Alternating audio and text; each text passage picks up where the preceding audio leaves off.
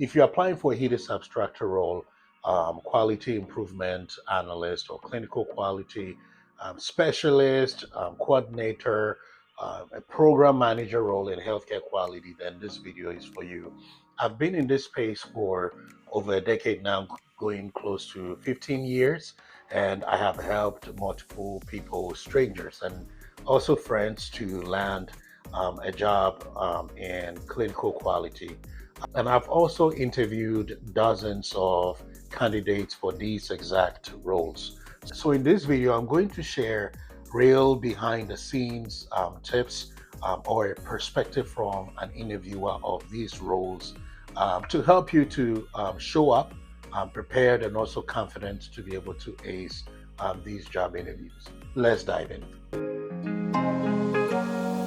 We all know preparing for job interviews can be very daunting and also overwhelming. Comes with a lot of anxiety.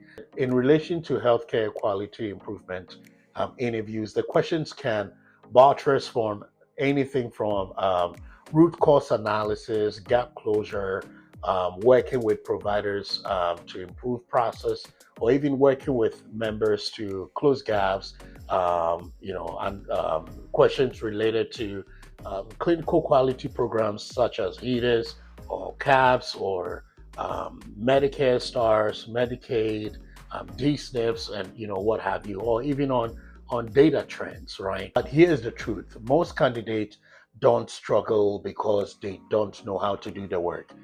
They struggle because they lack the ability to explain the work they do in a very clear manner, in a structured manner, and also in a way that is relevant to the role that they are applying for. Let me give you an inside look into how I evaluate an interviewee. Whether I'm hiring for a HEDIS abstractor or a program manager or quality specialist, there are a few core things that I want to know from that interview. Number one, you should be able to explain real life experiences in a very clear and structured manner, like STAR.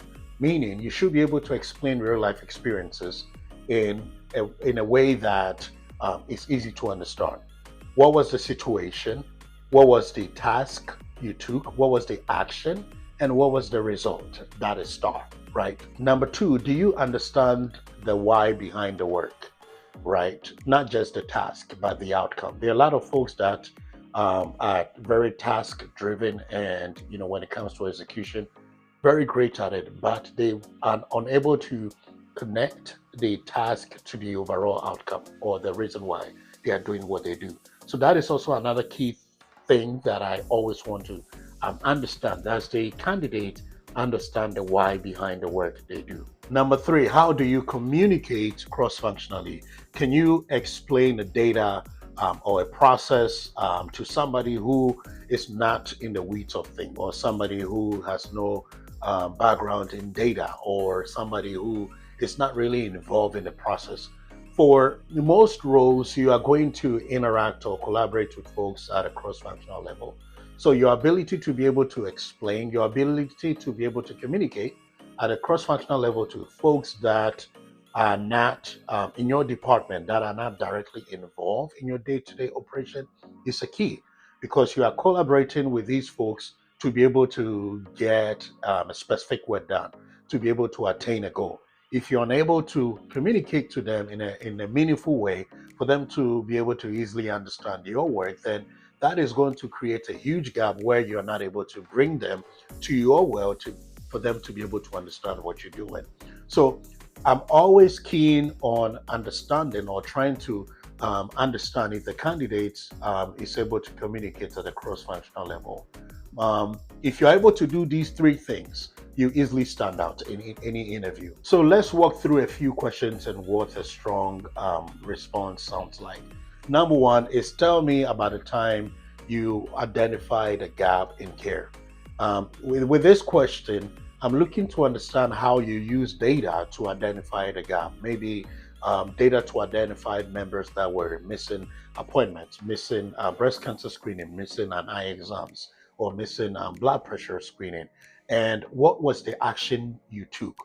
Who were the teams you work with? Did you work with providers? Did you work with members? Did you work with folks at a cross-functional level or case managers, the provider engagement team? And what was the outcome? Did rates improve? Did the process improve? This is what I'm looking to understand, from this question. A solid response could be in one of my roles. I identified that there were members that were missing breast cancer screening, and I immediately worked with the data analyst team to be able to pull a report to provide a full list of the members that were missing their breast cancer screening. I worked collaboratively with our case managers to follow up with these patients or with these members to schedule a visit with their PCPs.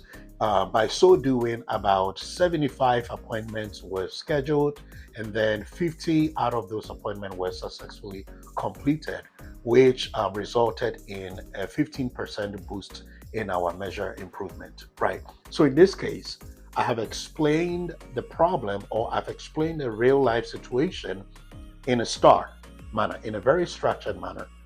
I identified the situation, members that were missing their screening, preventative screenings, the tasks that was taken, working with the analytics team to pull the report, the actions that I took, which is working with at a cross-functional level with case managers to reach out to these members to schedule the visit, and results, right? It led to appointment scheduling, and also patients were able to complete the visit, which resulted in a 15% boost in measure improvement, right? So there is a direct connection from the situation, the action, the results.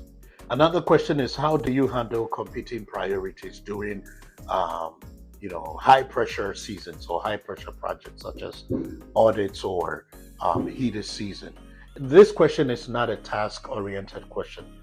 It's more about understanding your ability to triage based on risk, based on compliance. And this question is not a task oriented question.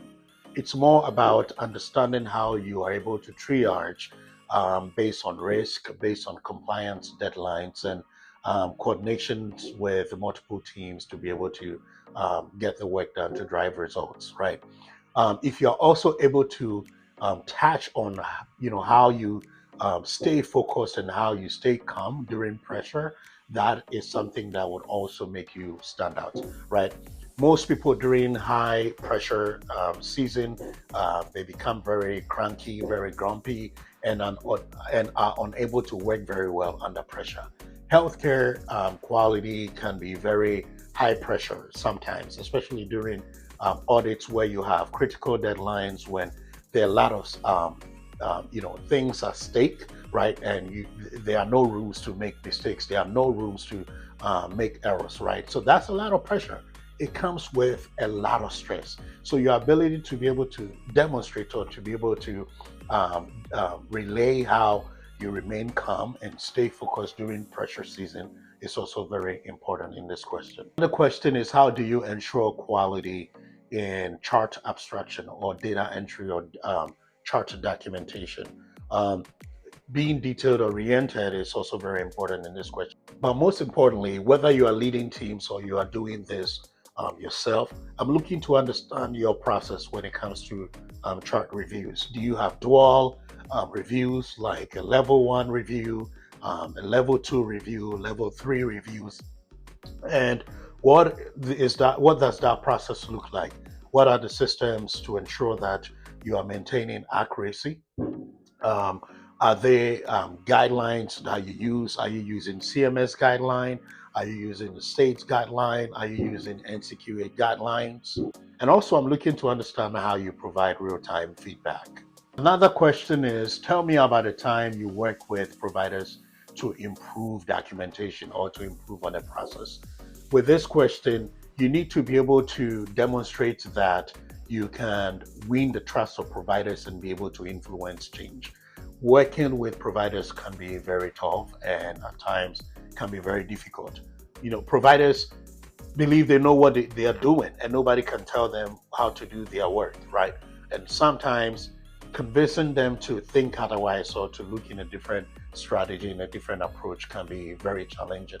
So it's about being able to build trust with providers, and also you're able to influence them in the right path. How did you work with the providers? Did you educate them? What were the materials you use? Any collateral you use? Did you use EMR to be able to identify gaps or in documentation process? Or did you use coding guidelines to be able to educate the providers? And what was the outcome? Most importantly, also being able to explain how you were able to track the progress and also the outcome of that initiatives.